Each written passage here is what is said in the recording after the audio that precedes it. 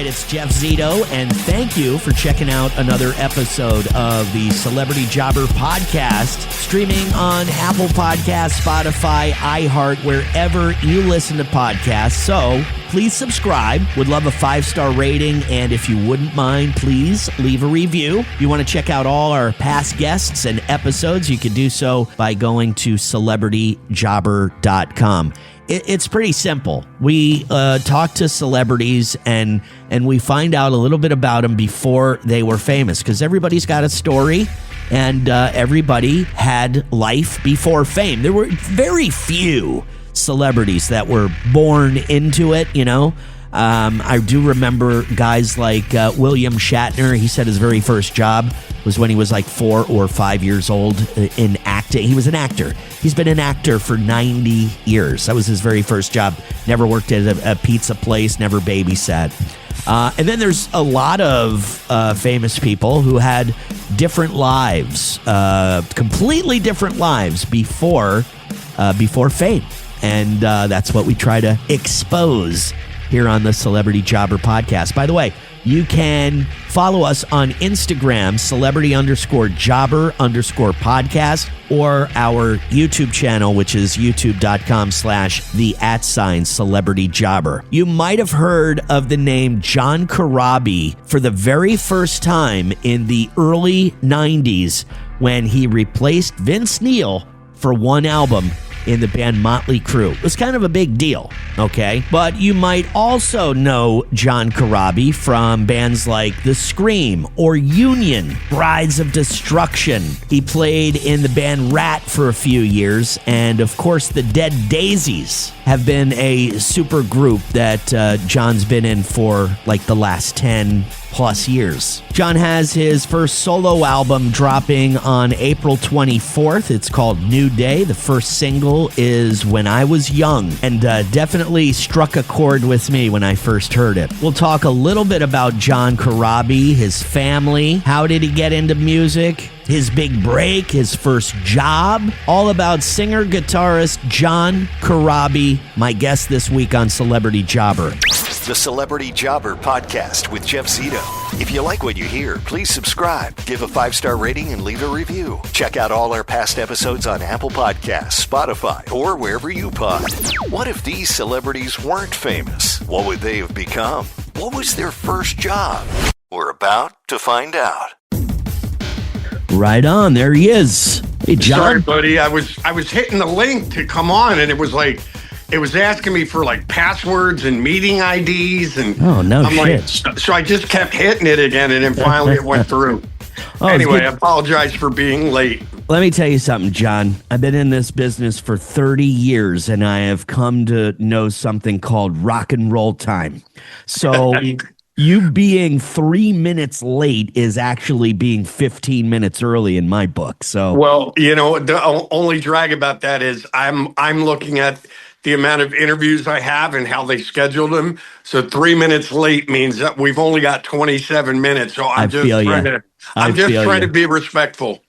Well, listen, man, it's great seeing you again. It's been a long time, and I'll remind you, you were in the studio with me probably about 10 years ago, Dead Daisies, Revolucion album, and you were playing in town. I was in Fort Myers, Florida at the time, and we had a blast with you guys. And that's when I believe we were on tour with Whitesnake. Really? Okay. Yeah, well, 2015 Revolution. Yeah, we did a tour with Kiss, and then we toured with Whitesnake. I know we played some shows in Florida because we played in Melbourne. Anyway, it was with Whitesnake, but yeah, that's 11 years ago, pal. Long time. I know. It's crazy. So getting into the new song, by the way, new album, which is called New Day, drops on April 24th, and you can pre-order that right now at johncorabi.com.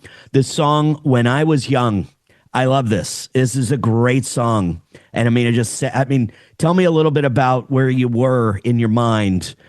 You write this song. Where were you in this place of reminiscing about the old days? It was funny. Marty and I we have this odd process. We sit around with acoustic guitars first and kind of try and map out the songs. And, we're scatting, throwing melody ideas at each other. And it was Marty actually that came up with, when I was young, so I was like, oh, that's cool. So wrote it down. And honestly, I came home and I can't explain it because there's sometimes I work on lyrics and it's like pulling your hair out, trying to get the right. But it was weird. I just sat there and I pictured when I was young, like I just pictured a guy thinking back at all the things he's done right, all the things he's done wrong, and where he is right now. Right. And then we took it a step further because the last verse we kind of changed as I was singing it. And Marty and I both have, we have sons and daughters, but our sons are very, like, my son plays drums. He's played in my solo bands in the past. And that's cool.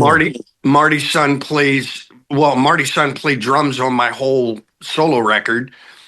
But he helps Marty with the recording process. He's he's great with the Pro Tools stuff. Right. And we're constantly giving them advice. So if you listen to the last verse of it, it's this guy reminiscing.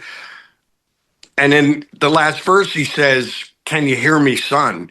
Right on. So it's like a guy reminiscing about his life in conversation with again, it was just us talking to our sons, but it could be a mother and daughter, could be father and daughter, it doesn't matter.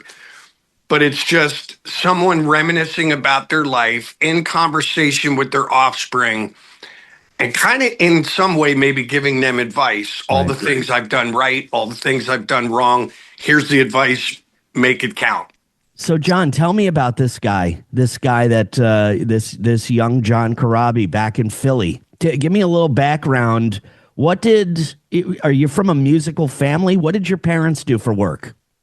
My mom worked in a factory and my dad was, my dad worked different office jobs. My dad wound up being, my family ran a couple of unions back in Philadelphia. So yeah, put that one together. So not like you were I'm following in the family footsteps. No, nobody in my family that I can think of played any sort of instrument. I just got a guitar I was 7, 8 years old. I got a guitar for Christmas. Have no idea why my parents bought one.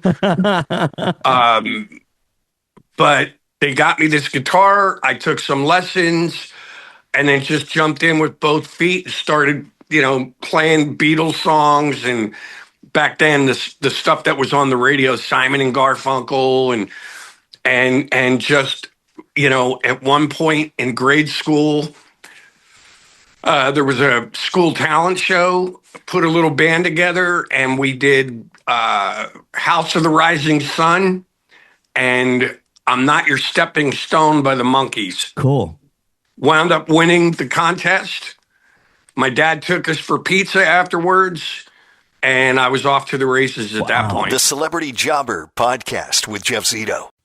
Brought to you by the Capital One Savor Card. With Savor, you earn unlimited 3% cash back on dining, entertainment, and at grocery stores. That's unlimited cash back on ordering takeout from home, or unlimited cash back on tickets to concerts and games. So grab a bite, grab a seat, and earn unlimited 3% cash back with the Savor Card. Capital One. What's in your wallet? Terms apply. See CapitalOne.com for details. The Celebrity Jobber Podcast with Jeff Zito. So when did you decide that you wanted to make a career out of music? Because obviously the talent show is cool and that's a lot of fun and you're young and you're eating pizza and celebrating. But at what, when you got a little older and, you knew you had to get out there and make a living, did you have an alternate plan? Was music always the plan, or was it a hobby? Where were you like right around 18, 19 years old? Well, obviously I did the cover path, being from Philadelphia, New Jersey, all those clubs back there, I'm going back to like mid to late 70s. It was all about covers and bands that were doing tribute acts, like if you did 4 sets a night, and you did 3 sets of covers, and then your last set was like, we're going to do a set of Zeppelin or Aerosmith or whatever. And so I started doing that when I was like 16, 17 years old. And, making decent money at it. Back then, I don't think I ever had a job. It was more about like going out and playing music, and I was making, at 16, 17, 18, 19 years old, I was making back in the 70s, $600-700 a week cash. Wow. You know what I mean? It was good money. Big money. So, but I was also a bit of a music nerd, like I had the posters of Robert Plant and Aerosmith and David Bowie, and you're sitting looking at these record covers and you're seeing, songs like Black Dog or Rock and Roll, like written by Jimmy Page, Robert Plant, Jimmy Page, Robert Plant, John Paul Jones. You're like, I need to learn how to do that. Right. And I just said, all right, I'm going to start. I like it. So at one point I just said, I'm done. I don't want to do the covers anymore. I want to write my own music. And it was very crude, like the beginning of my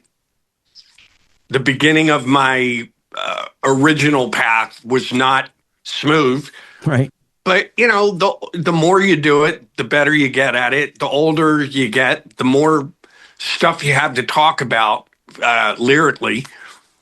So it just, it took forever. But,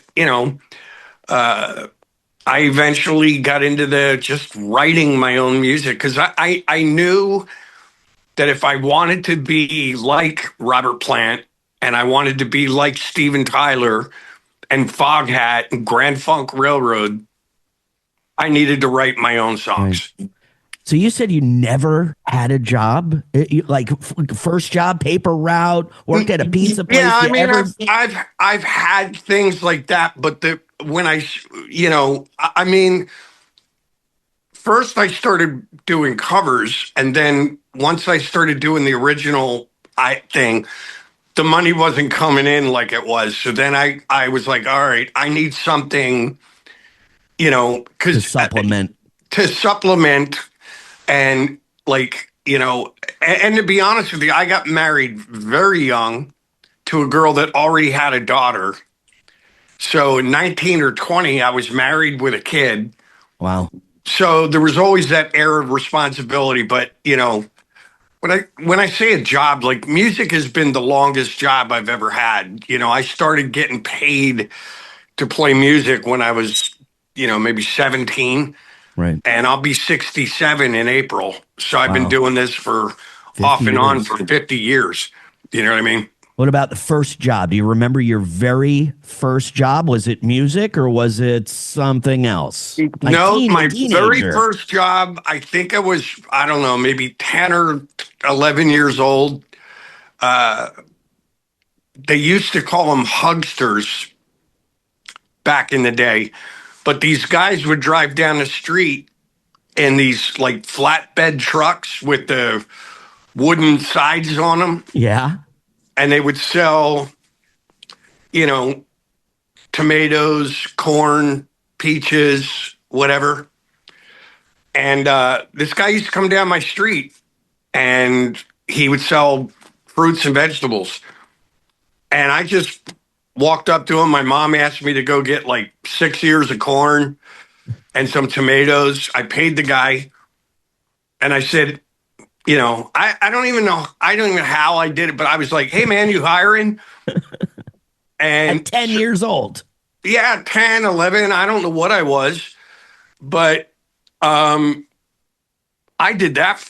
I did that for a while, because Really? I wanted things, I wanted a new baseball glove, or I wanted a bike, and my parents were always, well, save your money, go, Right. So I would mow lawns or whatever. And I wound up doing this hugstering thing. So the guy would come and pick me up in the morning. We would drive to different neighborhoods. I would get a giant basket. He would drive down a street and park. And then I would go door to door knocking on people's thing like, hey, we got some fruits, vegetables, blah, blah, blah. There's the truck. And they would come out and I would help bag their stuff, carry it back to their house if need be. And, I think he paid me like $0.25 an hour or something, whatever. Yeah. It was like slave labor. Yeah, he took advantage of you, for sure. I did that until I fell off the back of his truck and I split my lip open, like literally underneath of this beard on this side of my mouth. I've got a massive scar under here where I literally fell off the back of the truck.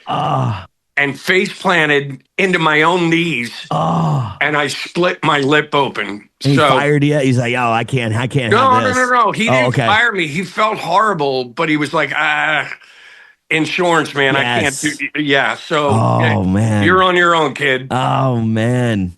Celebrity Jobber. Brought to you by the Capital One Saver Card. With Saver, you earn unlimited 3% cash back on dining, entertainment, and at grocery stores. That's unlimited cash back on ordering takeout from home, or unlimited cash back on tickets to concerts and games. So grab a bite, grab a seat, and earn unlimited 3% cash back with the Saver Card. Capital One. What's in your wallet? Terms apply. See CapitalOne.com for details.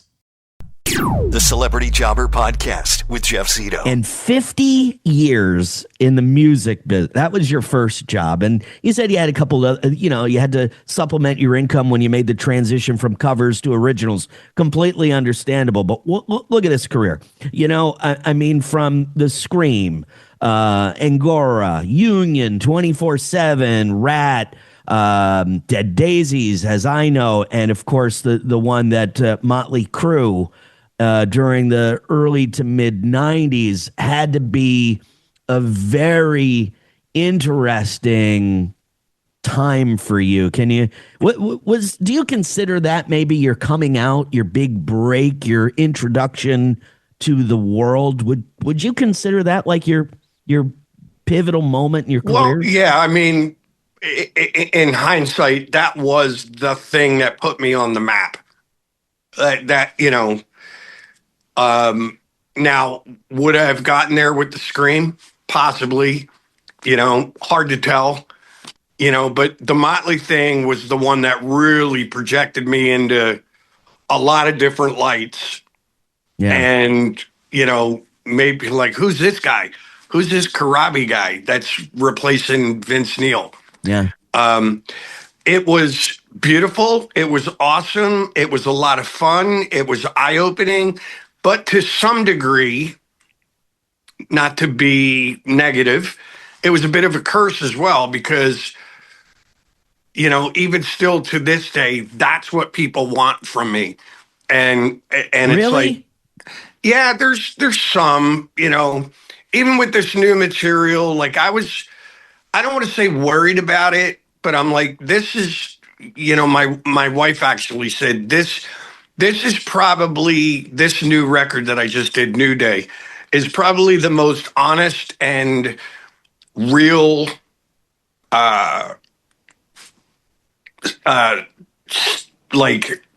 statement from John Corabi. All the other things that I've done, it was me catering. Like I might have an idea, but I had 3 or 4 other people in the band that I had to compromise and change things for. And this is just me being me. But I've seen a few comments, not many, it's minimal, but there's been a few people like, yeah, I'm waiting for him to do something heavy again, like the Motley record. Yeah. And it's just like, dude, I did that 35 years ago. Right. I did it already. Right. This is just me as a 67-year-old man, just going back and thinking about some of the music I grew up listening to.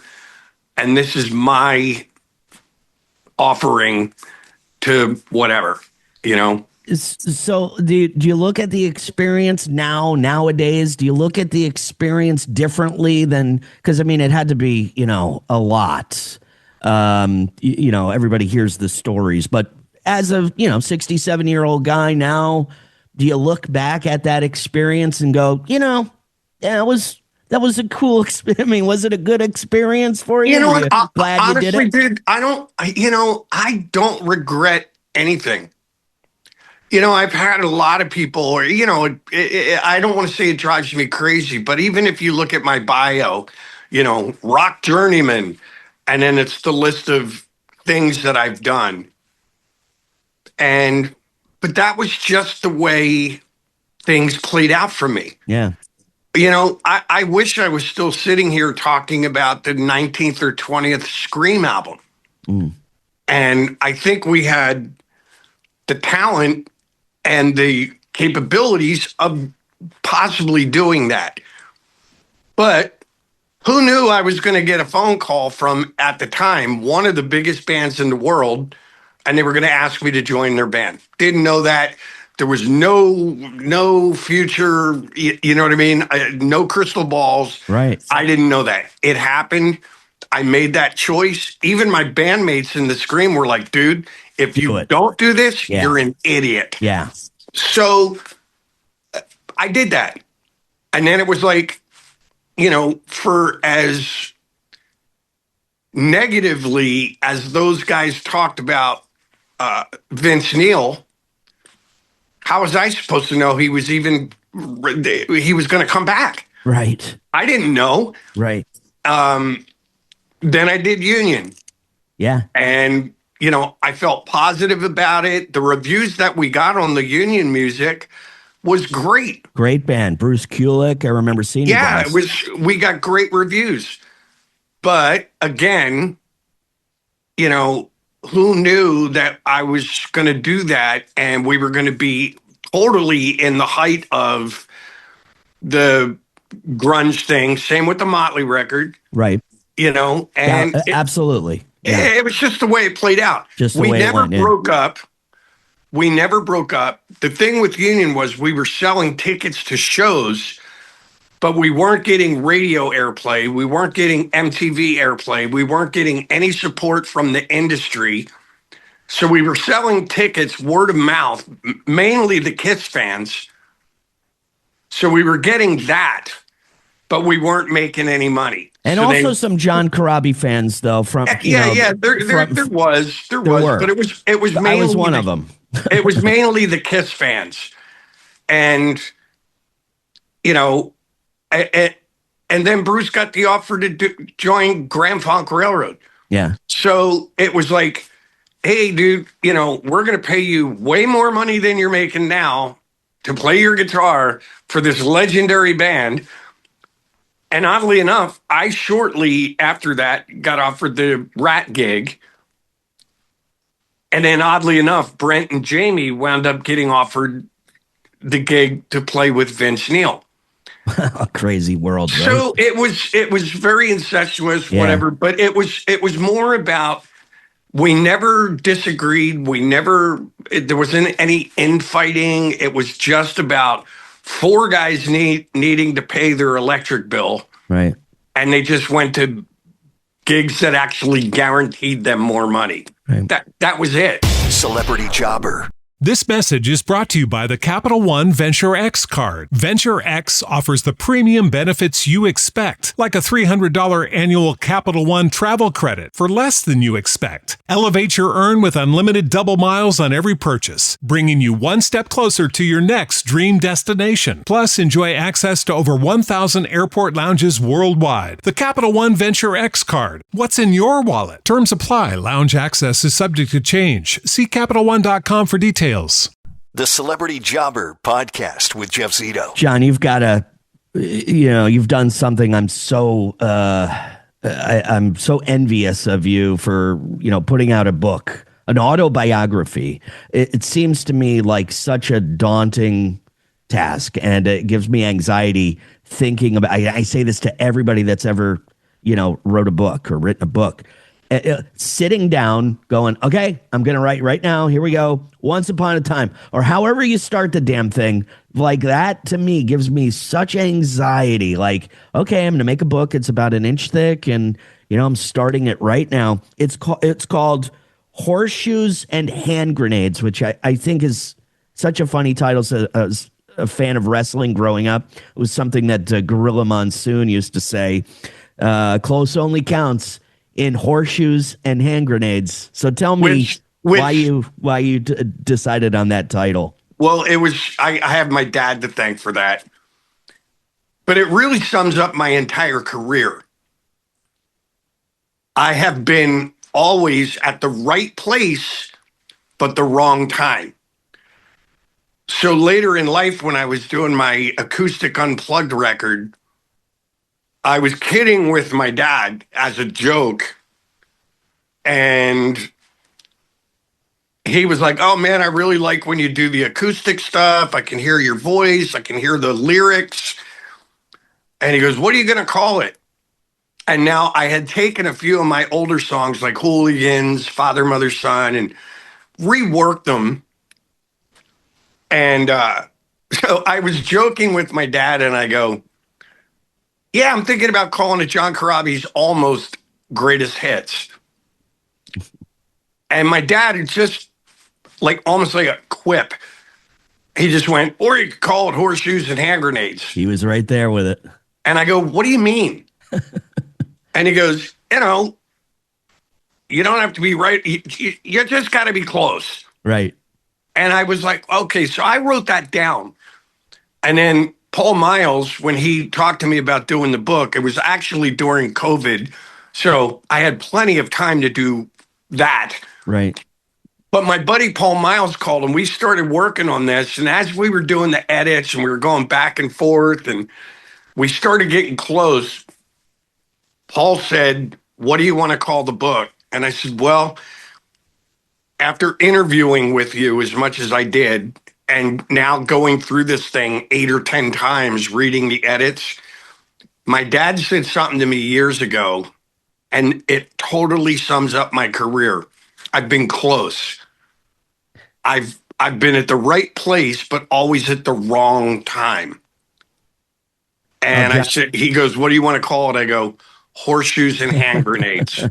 And he just started laughing. He goes, that's perfect. It's a great title, but let me just say this, an outsider looking in, there's all levels. This business is so crazy, and there's all different levels. There's the Michael Jackson level, and then there's the, cover band level, and then there's, a lot of in between. And I think, you have a lot to be proud of, your career, Brides of Destruction. I mean, some really great stuff. And I just wanted everybody to know this new album. It's called New Day, April 24th. You can pre-order it on johncorabi.com.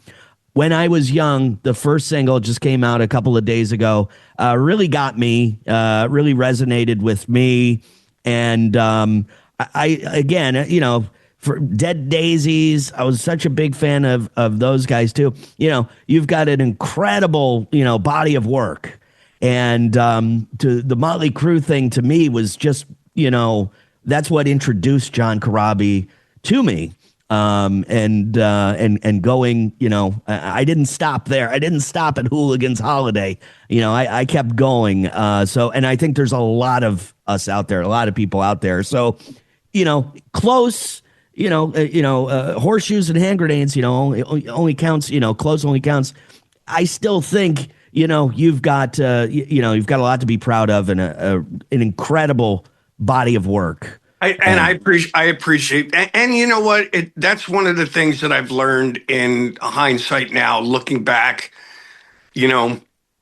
I get it. I am truly very blessed to be able to sit here and talk to you about my 19th record. Wow.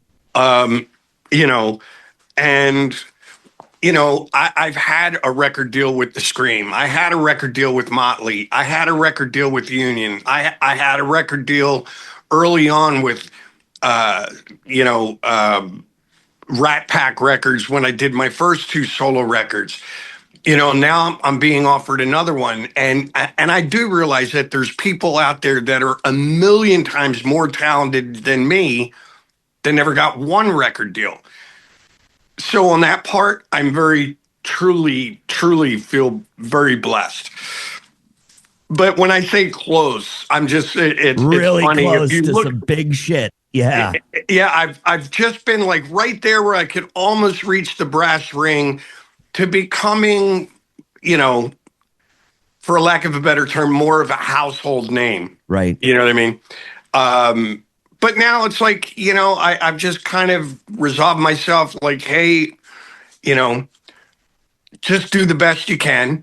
Just keep putting out music. And hopefully, you know this, you can do what you can, but 50% or more of this business is being at the right place at the right time and luck. No doubt. So hopefully this record is the one that makes the statement for me. JohnCorabi.com, new album called New Day, April 24th, new single, When I Was Young. I urge everybody to check it out. A pleasure as always, John. Thank you so much. Thank you, brother. I appreciate it. Keep waving the flag. We all need it. You got it, my man. Thank you. All right, buddy. Thank you. Bye-bye. Bye-bye. I'll tell you what, pretty crazy that no musical family members. John Corabi came from a very blue-collar working man's family in Philadelphia, Pennsylvania. And he said one Christmas or birthday, something like that, he just got a guitar. That he didn't want it. He didn't ask for it. He just one day for Christmas present, he got a guitar. And that was, I guess, it. You know, it kind of grew on him. And then he just listened to rock and roll. And that was it. I thought that was kind of funny. It was like, you know what? One day I got a guitar for Christmas. So... You know, when talking to John about all of the different bands that he was in, obviously there is that one band that introduced him, to the world. And that would be Mötley Crüe when he replaced Vince Neil for that one Crue album in the early 90s. And even though John says, I don't regret anything, I asked him if it was a good experience, and he's like, I don't regret anything that I've done. I do see maybe a little bit of resentment from John as he says that's what everybody wants out of him, maybe to play that Mötley Crüe song, Hooligan's Holiday. But I did sense a little bit of maybe resentment because the guy's got a tremendous body of work. And, everybody wants to hear the Mötley Crüe thing, which lasted like a second in his career. His first job, and I've never heard of a hugster before. Okay, he was, I guess, selling fruit. I guess if you watch Rocky, you'll see these guys in Philly on the side of the road with like a fruit truck. And I guess as a kid, John said he was like 10, 11 years old, kind of selling fruit from the back of a guy's truck. And he did it for years. And they called it a hugster, which I had no idea that even had a name. But his job ended when he fell off the back of the truck and split his lip. The guy's like, oh boy, you're an insurance nightmare. Gotta go. See you later, pal. But I thought it was a great story, man. New album called New Day comes out April 24th. You can pre-order on johncorabi.com. Great new song, which is on that album, and the song When I Was Young. Gotta check it out. johncorabi.com. Great story. Good guy. Very talented. Not a journeyman, which is what he said people described him as. So thanks again for checking out another episode of the Celebrity Jobber Podcast, streaming everywhere. So please subscribe. Would love a 5-star rating. And if you could please leave a review, that would be awesome. Past guests and episodes online at celebrityjobber.com. Who knows what would have happened to these celebrities if, fame never happened. You know, maybe John would be playing covers. Maybe John would be in a cover band somewhere. I'm definitely sure he wouldn't still be a hugster. Definitely outgrew that job, that's for sure. But, got that call from Motley Crüe out of the blue back in the early 90s, and that introduced him to the world. Once again, thank you for checking out another episode of the Celebrity Jobber Podcast. And until next time, I'll see you then. I'm Jeff Zito. This message is brought to you by the Capital One Venture X card. Venture X offers the premium benefits you expect, like a $300 annual Capital One travel credit for less than you expect. Elevate your earn with unlimited double miles on every purchase, bringing you one step closer to your next dream destination. Plus, enjoy access to over 1,000 airport lounges worldwide. The Capital One Venture X card. What's in your wallet? Terms apply. Lounge access is subject to change. See CapitalOne.com for details.